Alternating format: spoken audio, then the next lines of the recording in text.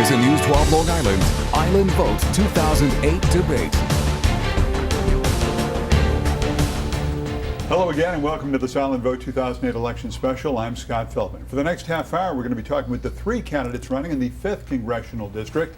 The 5th covers the communities of Sands Point, Port Washington, Great Neck, Manhasset, North Hills, Williston Park, as well as the North Shore of Queens. Now let's meet the candidates. The Republican challenger Elizabeth Berney of Great Neck, the incumbent Congressman Gary Ackerman from Roslyn Heights, running on the Democratic Independents and Working Families tickets, and the conservative challenger is Jun Policarpio of Flushing. Thank you all for being here. Thank you so much for having us. Welcome to News 12 in this debate. Before we begin, the rules and format of this debate. Each candidate will have 1 minute for an opening statement, then each will have a minute and a half, 90 seconds to answer each question, and 30 seconds for rebuttal when needed. At the end of the debate, the candidates will have 1 minute for their closing statements. We'll start now with opening statements, speaking order decided by lot prior to the start of this program. We'll begin with you, Elizabeth Berney. Yes, hi, I'm Elizabeth Berney. I'm an attorney. I've been an attorney for 30 years since graduating from the University of Chicago Law School. Worked in a whole series of areas which are very applicable to working in Congress, including years as a tax attorney, securities fraud. I handled one of the first cases against a subprime lender, which will be very helpful in the economic difficulties that we're in and knowing what sort of regulations that we need. A lot of issues have been neglected for way too long in this district, which is why I'm running. We have the tax policy is way out of whack.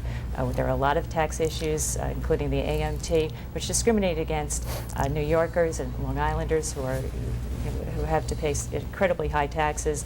Our incumbent congressman was rated an F. Big spender, the worst possible rating by the National Taxpayers Union. That's something that has to change and will change if I am elected. His Middle East policy is also something that I wish he was correct on, but he's completely off base on. He's the prime promoter of funding to the Palestinian Authority. Thank you, Ms. Berney. Thank you. And Mr. Policarpio, your opening statement, please.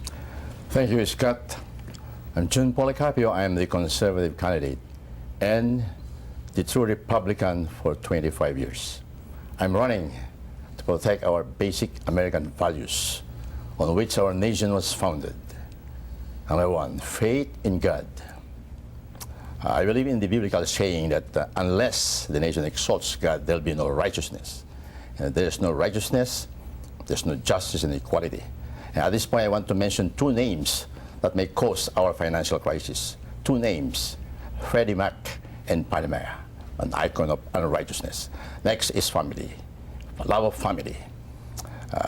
The family is the backbone of the American nation. A strong family is what we need. I favor the traditional definition of marriage between a man and a woman, and then love of country.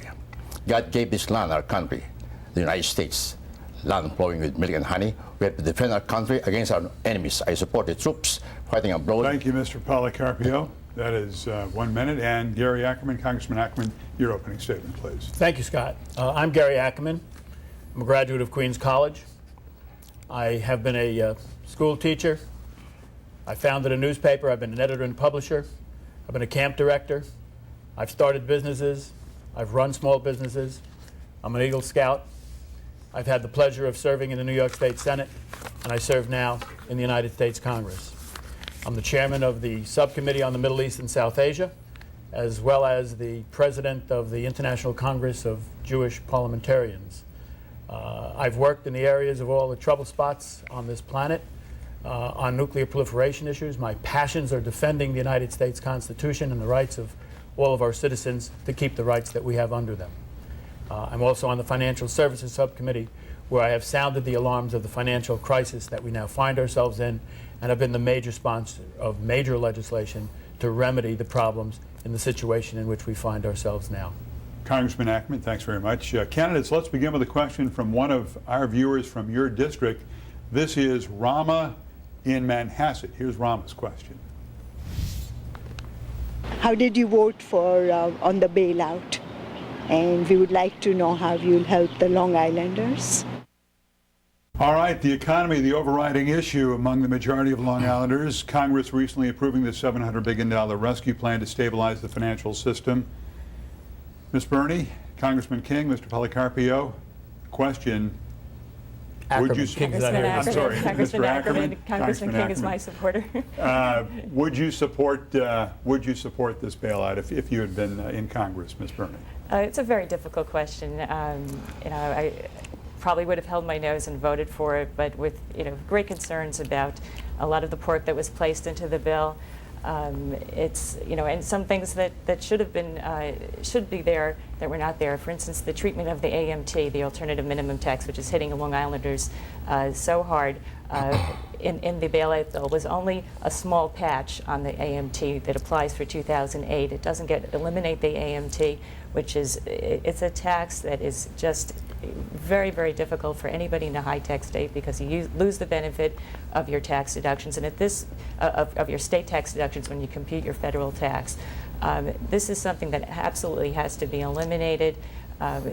It was an opportunity, and one of the things that I will do is I'll make sure that we keep taxes as low as possible. It's very key. Another key to the economic crisis is also energy independence, something which has been neglected by Congress for 26 years. We absolutely need to go to flex fuel cars. We have to use U.S. sources of energy, clean coal, wind, solar. There was also a very small incentive in the bailout package for energy independence, but that did not go far enough. That's something that we must focus on. It'll be one of my main focuses.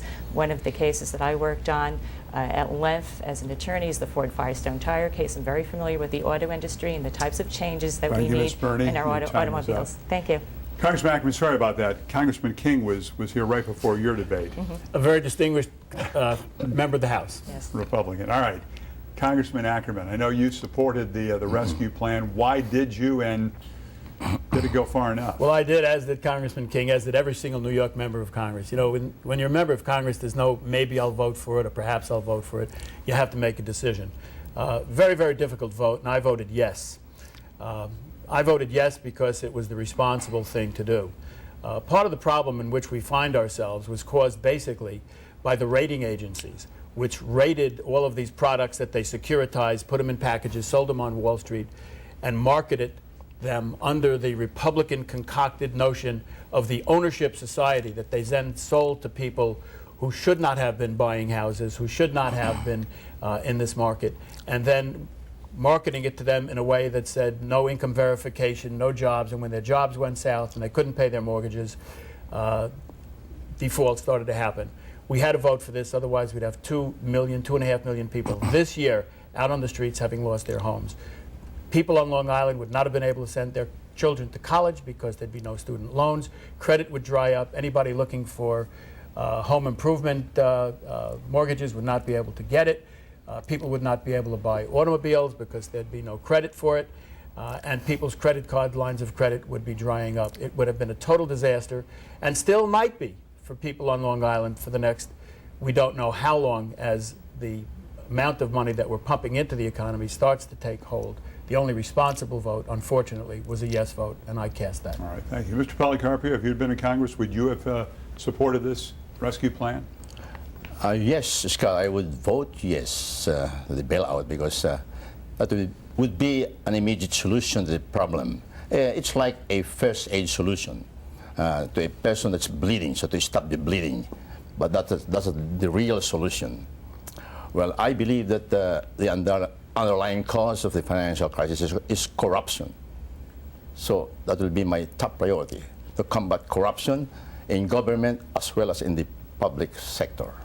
Well, I mentioned about the two financial giants that I think their conduct was questionable in giving out loans to people, to borrowers who are not qualified.